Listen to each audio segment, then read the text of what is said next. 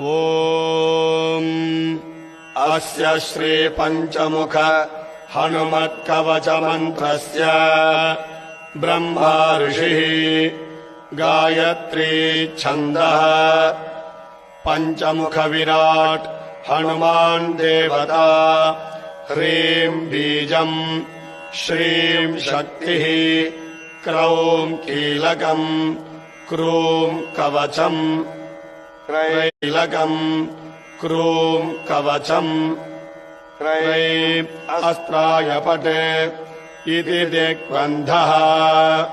श्रीगरुड उवाच अथ ध्यानम् प्रवक्ष्यामि शृणु सर्वाङ्गसुन्दरी यत्कृतम् देवदेवेन ध्यानम् हनुमतः प्रियम्।